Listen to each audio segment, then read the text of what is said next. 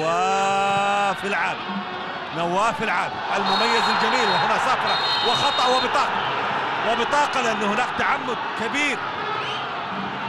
تعمد كبير للإيذاء في اللقطة الماضية لشيمورا الياباني، وسنشاهد ما هو القرار. ولكن هناك تلك المناوشات التي لا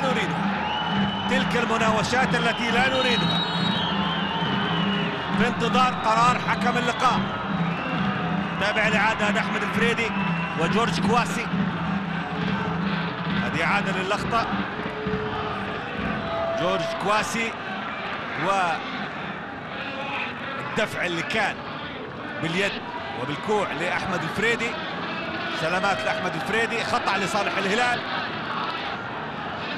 لكن كانت هناك المناوشات بين اللاعبين، طبعا كل واحد يدافع عن اللاعب الآخر.